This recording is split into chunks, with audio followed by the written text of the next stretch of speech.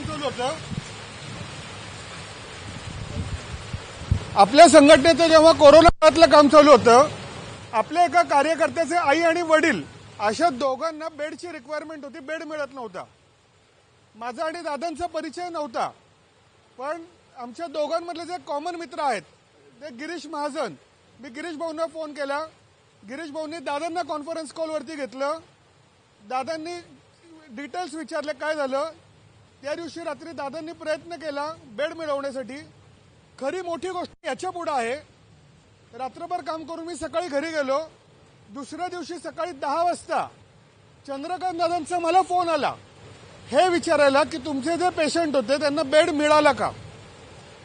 एखाद्या एवढ्या मोठ्या पक्षाचा प्रदेशाध्यक्ष एका सामान्य कार्यकर्त्याच्या आई वडिलांच्यासाठी बेड मिळाला का हे विचारण्यासाठी जी फोन करतो, आपल्या सामाजिक आयुष्यामध्ये खूप रेअरेस्ट गोष्ट असते. अशी माणसं बघायला मिळत नाहीत. जिथं बरोबरचा जो माणूस आहे, बरोबरचा जो कार्यकर्ता आहे,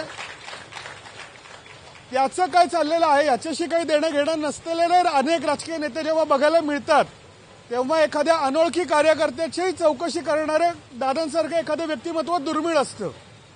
जेव्हा इर्शाळवाडीची घटना घडली, इर्शाळवाडीची घटना घडल्यानंतर त्याच्या अनेक गोष्टी आपण बघतो. दादा त्यातली बरीचशी मुलं ज्यांना आपण भेटलो होता, त्यातल्या 3 मुलांना आता पण पुण्यामध्ये कॉलेजमध्ये घेतले आपल्या पथकाच्या वतीने. त्या मुलांचं शिक्षण चालू आलेलं आहे. इर्शाळवाडीची घटना जेव्हा घडली तेव्हा अख्ख्या महाराष्ट्रातून इर्शाळवाडीच्या मदतीला सगळ्यात पहिले धावून गेलेली व्यक्ती कोण होती तर ती चंद्रकांत दादा होते. त्याच्यानंतर आपल्याकडे काही दिवसांपूर्वी इर्शाळवाडीच्या मुलांना आपण दिवाळीसाठी आपल्या पथकाकडनं बोलावलं होतं. फक्त एक मेसेज तो गेला होता. तो मेसेज गेल्यानंतर सगळ्यात पहिल्यांदा आपल्याला कोणाचा कॉल आला होता तो चंद्रकांत दादांच्या ऑफिसमधून आला होता की या इर्शाळवाडीच्या मुलांसाठी फराळ आपण देतोय. त्याच्यामुळे जेव्हा ही आपली पूरग्रस्त परिस्थिती आता अनिशदाने सांगितलं सगळ्या पथकांचं नुकसान झालं, तर ही खूप स्वाभाविक गोष्ट होती की सगळ्यात पहिल्यांदा मदतीची हाक कुठून येणार आणि सगळ्यात पहिल्यांदा मदतीचा शब्द कुठून येणार तर तो चंद्रकांत दादांकडनं येणार. त्याच्यामुळं सांगायची गोष्ट अशी आहे की आपण या ढोलताशा पथकामध्ये वादक म्हणून जेव्हा येतो तेव्हा या सगळ्या गोष्टी चालू असताना इकडच्या मुलांना कळू दे, कार्यकर्ता म्हणून आपल्याला काय जगायचं असतं, आपण किती उत्स्फूर्त असायला पाहिजे आणि हे असताना सुद्धा की याचा कोणताही गाजावाजा नाही, कोणतीही प्रसिद्धी नाही, एक माणूस म्हणून आपण कसं असायला पाहिजे हे जर आपल्याला प्रत्यक्ष बघायचं असेल, शिकायचं असेल तर त्याचं जिवंत मूर्तिमंत उदाहरण आता इथं चंद्रकांत दादा इकडे आलेले आहेत. तर दादा आता हे जे आपण सगळं काम चालू आहे, आता हे पथकाच्या बाबतीतलं पुण्यातलं तुम्हाला आपल्याला सांगितलं असेल, अनिशने आम्हाला सांगितलं असेल, पुण्याचा जो गणेशोत्सव आहे, महाराष्ट्राचा जो गणेशोत्सव आहे तो आता आंतरराष्ट्रीय पातळीवरती नेण्यासाठी आमच्या पथकाचं काम चालू आहे. एक ग्लोबल गणेश फेस्टिवल नावाची आम्ही एक मुवमेंट हातामध्ये घेतलेली आहे. साधारण पुढच्या 5 ते 10 वर्षामध्ये लाखोंच्या संख्येने आंतरराष्ट्रीय पर्यटक हे आपल्या महाराष्ट्राच्या गणेशोत्सवात यावे, त्याच्या माध्यमातून अनेक लाखो रोजगार निर्माण व्हावे, त्याचा इथल्या इन्फ्रास्ट्रक्चर डेव्हलपमेंटवरती परिणाम व्हावा, याच्यासाठी या पथकातला प्रत्येक मुलगा आता काम करतोय ग्लोबल गणेश फेस्टिवलच्या माध्यमातून. तर आज दादांसारखा एक कार्यकर्ता म्हणजे बाकी सगळ्या गोष्टी आजी माझी चालू असतं, पण खऱ्या अर्थाने स्वतःतला कार्यकर्ता जिवंत ठेवून पुढच्या अनेक पिढ्या घडवणारे कार्यकर्ते आज इकडे उपस्थित आहेत.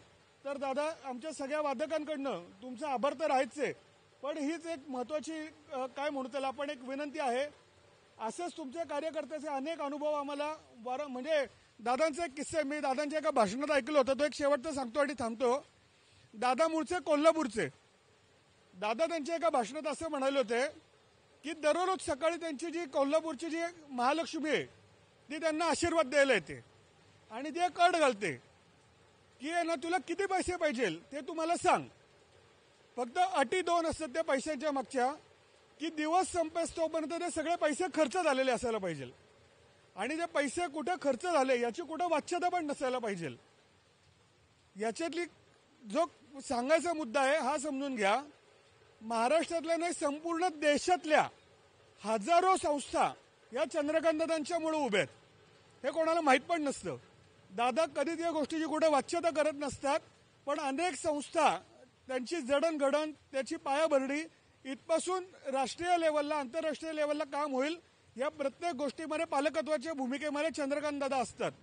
त्यामुळे दादा तुमची ही जी महालक्ष्मी आहे ती तुम्हाला अशीच कायम प्रसन्न होत राहोत, त्याच्यातनं अशाच हजारो संस्था घडत राहोत ही आमची सगळ्यांची महालक्ष्मीला विनंती आहे.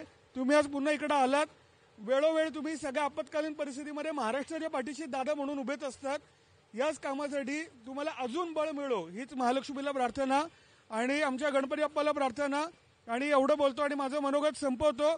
या निमित्ताने चंद्रकांत दादांमधला जो कार्यकर्ता आहे तो आपण प्रत्येकजण जगायला प्रयत्न करू. त्या निमित्ताने आपलं आयुष्य खूप समृद्ध होत असतं. हा प्रयत्न हे सांगण्यासाठी, हे व्यक्तिमत्व तुम्हाला सांगण्यासाठी म्हणून इकडे आलो. अनिश, पुन्हा एकदा तुझा आभार. जय हिंद, जय महाराष्ट्र, वंदे मातरम. दादा बोलणार आहेत ना. यानंतर मी चंद्रकांत दादांना विनंती करतो की जी आमची सगळी तरुण पिढी आहे त्यांच्याशी तुम्ही मार्गदर्शन करावं, त्यांच्याशी संवाद साधावा.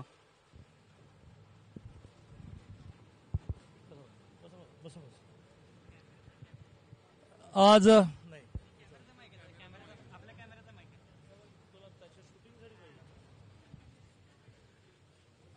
आज दिवसभराचा कार्यक्रम डिझाईन करणारा माझा जो OSD आहे, officer on special duty, Mangesh Deshpande, रात्री 9 वाजता मला दुसऱ्या दिवशीचा प्रोग्राम फायनल करून मुंबईला पोलीस हेडक्वार्टरला पाठवावा लागतो. तो पाठवण्यापूर्वी तो मला दाखवायचा असतो. तर त्याने सगळ्यात शेवटी लिहिलं होतं की आपल्याला युवा वाद्य पथकाच्या ठिकाणी सत्कार स्वीकारायला जायचं. म्हटलं काट मारून टाक, हम नाही जाएंगे वहां. याचं कारण माझ्या आयुष्यामध्ये कोणी मी केलं आहे याची वाच्यता करणं हे मला ऐकणं सहन होत नाही. आता याचं लॉजिक काय? तर याचं लॉजिक असं आहे की मी असं म्हणतो की माझ्या आईने समजा मला असं म्हटलं की माझे पाय दुखतायत, जरा पाय दाबून दे. तर अलीकडे आई म्हणते की नाही, मुलं पाय दाबतात की नाही मला माहीत नाही, पण असं माझ्या आईने समजा मला म्हटलं तर ते पाय दाबताना मी फोटो काढत नाही आणि दुसऱ्या दिवशी वर्तमानपत्रात छापत नाही चंद्रकांत पाटील आईचे पाय दाबताना असं फोटो काढत नाही. Because it's my duty, because it's my pleasure. ही माझी ड्युटी पण आहे आणि त्यात माझा आनंद आहे. त्यामुळे अशा कुठल्याही सत्काराच्या कार्यक्रमाला मी जात नाही. पण मी जातो वेगळ्या कारणाने, आता आणखीन पुढे काय करता येईल. आणि म्हणून मी बोलण्यापूर्वी मी तुम्हा दोघा चौघांना असं म्हणणार आहे की गेली काही वर्ष, ताई तिकडे ऐकू येत आहे, ऐकू येत आहे, गेली काही वर्ष तुम्ही ह्या एका अर्थाने आनंदात जे आहात त्या आनंदामध्ये आपल्याला आणखीन काय त्रुटी जाणवत आहेत, आणखीन काय आपल्याला हवं आहे, असा जरा 2-4 जणांनी बोललात तर मला त्याचीही घोषणा करून जाता येईल. आणि घोषणा ही माझी राजकीय घोषणा नसते, झोपेत दिलेलाही शब्द पाळायचा असतो असं म्हणणार मी आहे. आता तुम्ही बोला. जसं ढोल ताशे पावसात भिजले तर तुम्ही अपेक्षा व्यक्त केलीत की हे कोणीतरी नीट करून दिलं पाहिजे. पुनीत बालन मी दोघेही पुढे आलो आणि असं म्हटलं की आम्ही करून देतो. असं एखादी, किंवा आपल्याला माहिती असेल की आम्ही कोथरूडमध्ये जवळजवळ 75 कॉलनीजना सांस्कृतिक कार्यक्रम आमच्या पैशाने देणार आहोत. मानधन आम्ही देणार, व्यवस्था त्यांनी करायची, म्हणजे स्टेज, माईक, खुर्च्या. 75 कॉलन्या झाल्या आमच्या. त्या प्रत्येक कॉलनीला आम्ही आग्रह धरतोय की तुम्ही या ढोल ताशा पथकाला एक कार्यक्रम द्या. मानधन तुम्हाला मिळणार पण मी देणार, त्या कॉलनीने द्यायचं नाही. तर तेही येवाना 25 सोसायट्याने मान्य केलं की अरे वा फारच चांगलं होईल, मग आम्हाला गणपती आणताना ढोल ताशा मिळेल, आम्हाला विसर्जनाला मिळेल. तर आता मला 75च्या 75 कॉलन्यांना हा आग्रह करायचा आहे, तुम्ही सगळ्यांनी घ्या ना बाबा, मी फुकटात तुम्हाला देतोय, तुम्हाला मात्र त्याचं मानधन मिळेल. हे जसे 2 विषय मला लगेच लक्षात आले की तुमचे ढोल आणि ताशे भिजलेले आपण नीट करून दिले पाहिजेत. हे एक लक्षात आलं की तुम्हाला प्रत्यक्ष गणपतीमध्ये काम मिळालं पाहिजे, की त्यातून पैसे तुम्हाला नको असतात, पण आनंद हवा असतो की एक तासभर वाजवलं. असं आणखीन काही, जसं मला माझ्या पुनीतने सुचवलं की उद्याच्या उद्या एक माईक सिस्टीम इथे देऊन टाक, म्हणजे ह्यांना सगळ्यांना सूचना द्यायला बरं पडेल. तर मी उद्याच्या उद्या कोण आहे बरोबर आज मंगेश आहे ना, उद्याच्या उद्या एक चांगली माईक सिस्टीम इथे पाठवून देतो, म्हणजे मग तुम्हाला सूचना द्यायला सोपं पडेल. म्हणजे मला भाषण करायला नाही, सूचना काय कल्पना तर मांडा की काय केलं पाहिजे. हा आपण म्हणता बोला. सगळ्यांना एक रेनकोट देऊन टाकूया का? देऊन टाकूया, रेनकोट देऊन टाकूया. हा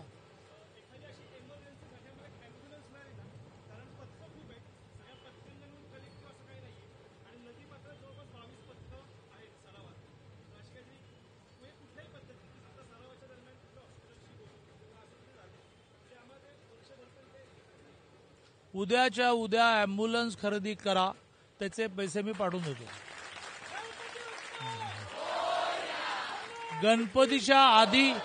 गणपतीच्या आधी मिळायचे असेल, कारण तिला आतमध्ये इंटिरियर करायला लागतं. आत्ताच एक दिली आपण, जे गरुड झेपला दिली, पण त्यांनी बुक केली आहे, बहुतेक त्यांचं इंटिरियर होऊन पूर्ण व्हायला 1-2 दिवस लागतील. गरुड झेपला त्यांना कनेक्ट कर ना, म्हणजे मग त्यांनी कुठून घेतली हे म्हणता येईल गरुड झेपला की ह्या गणपतीत तू तुझी यांना वापरायला दे, आम्ही यांना वेगळी घेऊन देतो. एरवी ते अँब्युलन्स म्हणून वापरणार आहेत. आली का बघ त्यांची.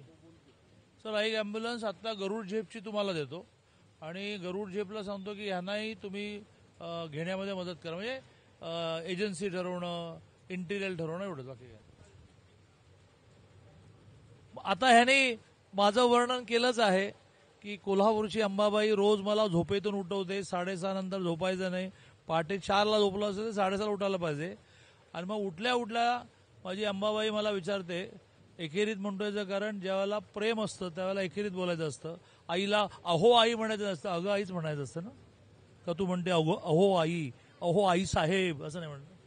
त्यामुळे देवी ही आपली आई असल्यामुळे एकेरीत म्हणायचं, तर ती मला असं रोज सकाळी विचारते. तर ह्यांना कुठून तरी कळलं की आज तुला दिवसभरामध्ये कोणाकोणाला काय द्यायचं. आता उद्या सकाळी सांगायला लागणार अँब्युलन्स द्यायची आहे, तर ती मला असं म्हणते की ते सगळे पैसे मी तुला दिवसभरात उपलब्ध करून देते, पण रात्री झोपण्यापूर्वी खिशात पैसे शिल्लक ठेवून झोपायचं नाही, ते संपवून टाकायचे. तर संध्याकाळ होतं होतं मी बघतो आणि कोणाला काय पाहिजे का, उद्या अँब्युलन्स दिली. असं मला असं वाटतं की पाऊस यावेळेला जास्त आहे, पण आता रेनकोट घालून ढोल कसा वाजवणार माहीत नाही, पण जर ते प्रॅक्टिकल असेल तर जेवढे ढोल पथकातले सगळे आहेत त्यांचं उद्या तुम्ही रेनकोट बुक करून टाका आणि माझ्याकडून पैसे घेऊन टाका. पण मला माहित नाही ते प्रॅक्टिकल आहे की नाही. पाऊस आला की करता काय मग तुम्ही?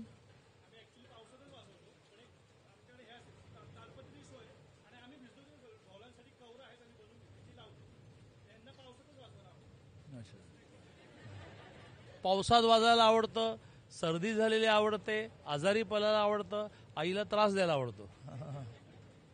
चला, मग बाकी काय नसेल तर केव्हाही काही तुम्ही सांगा. पण उद्याच्या उद्या एक नवी कोरी माईक सिस्टीम कोणी हा आपला मंगेशला गाडीत बसलाय का?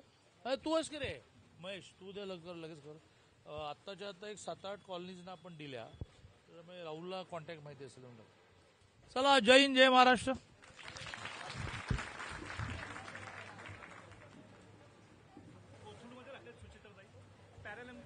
आपण भेटलोय. येस, कांचनताई. हो हो हो, येस.